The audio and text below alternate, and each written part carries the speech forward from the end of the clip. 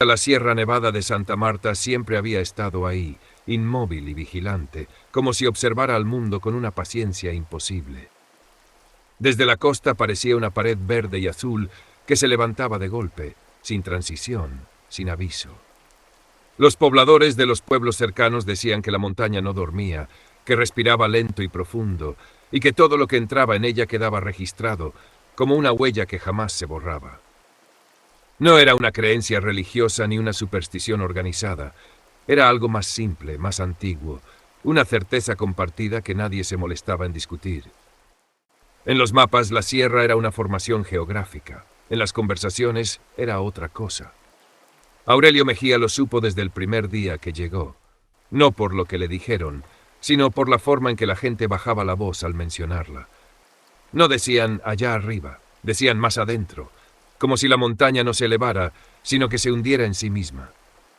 Aurelio había venido por trabajo, biólogo de campo, contratado para documentar cambios en la fauna de altura.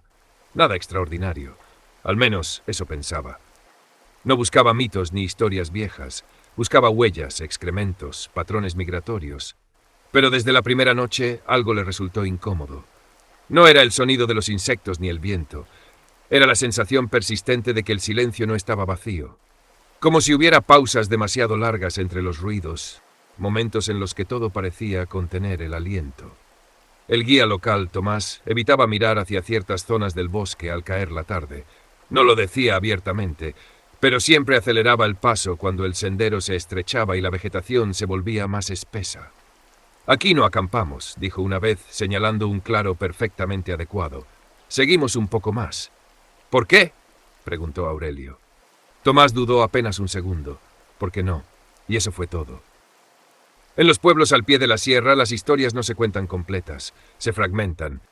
Cada persona sabe un pedazo y nadie parece interesado en unirlos. En una tienda pequeña, mientras compraba víveres, Aurelio escuchó a dos hombres hablar en voz baja. «Otra vez encontraron las huellas», dijo uno. «¿De qué tamaño?». El otro abrió la mano exagerando. «¿Cómo de niño?». Pero no eran de niño. Se callaron cuando notaron la presencia del forastero. Aurelio no preguntó. Aprendió rápido que las preguntas directas cerraban las bocas. Así que escuchó. Observó. Anotó cosas que no aparecían en los informes oficiales.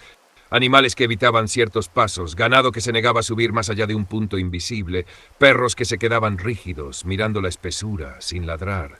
Nadie hablaba de ataques. Nadie hablaba de muertos. Solo desapariciones breves. Personas que se perdían unas horas, a veces un día entero, y volvían sin heridas visibles, pero distintas, más calladas, más lentas, como si hubieran dejado algo atrás. Cuando alguien intentaba explicar lo que había visto, siempre usaba las mismas palabras vagas. Una sombra, una cosa rara, nunca un animal, nunca un hombre, nunca un nombre. Aurelio encontró las primeras huellas a los 5 días de ascenso. No estaban donde deberían estar, no seguían un patrón lógico. No eran de felino, ni de oso, ni de primate conocido.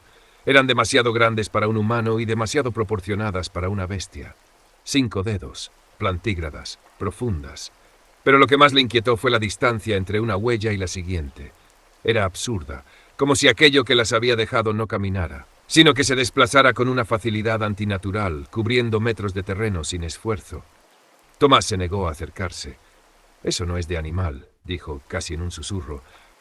«Todo deja huellas», respondió Aurelio, aunque ya no estaba tan seguro. Esa noche el campamento se llenó de sonidos que no lograban identificar. Algo se movía alrededor, pero no rompía ramas, no respiraba fuerte, no emitía llamados, solo estaba. Aurelio despertó de madrugada con la sensación de que alguien lo observaba. No una mirada humana, sino algo más amplio, más paciente, como si el bosque entero se hubiera inclinado hacia él. No vio nada, pero encontró nuevas huellas al amanecer. Con el ascenso la vegetación cambió. Los árboles se volvieron más bajos, más retorcidos, el aire más delgado y la presencia más clara. Ya no era solo una sensación, era una certeza física. Aurelio comenzó a notar algo perturbador. Las huellas aparecían siempre después de que él pasaba por un lugar, nunca antes, como si aquello lo siguiera, estudiándolo, midiendo sus movimientos. Un día encontró algo distinto. No eran huellas. Era una marca a la altura del tronco de un árbol, como si algo se hubiera apoyado allí. La corteza estaba hundida, aplastada hacia adentro, a casi 2 metros del suelo. «Camina erguido», murmuró Tomás, pálido.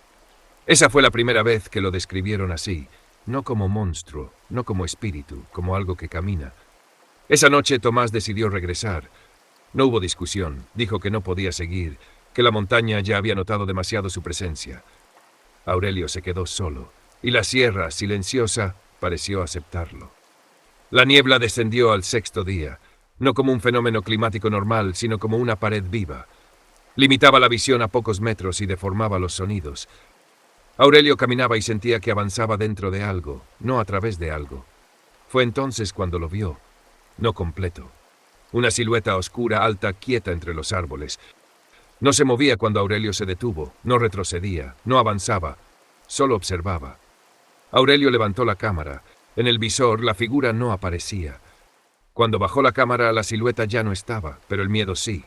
Esa noche escuchó pasos. Lentos, medidos. No rodeaban el campamento, se acercaban y se alejaban como si algo practicara la distancia correcta. Aurelio no durmió. Días después encontró a un hombre sentado en una roca. Era uno de los desaparecidos de los que había oído hablar en el pueblo. Estaba vivo, sin heridas, pero su mirada era extrañamente vacía. ¿Qué vio?, preguntó Aurelio. El hombre tardó en responder. Nada, dijo finalmente, y eso fue lo peor. Explicó que lo había sentido cerca. No atacó, no habló, no hizo nada, solo estuvo ahí. Y eso lo había cambiado todo. Cuando sabes que algo así existe, añadió, ya no puedes fingir que el mundo es solo lo que ves. Luego se levantó y se marchó sin despedirse.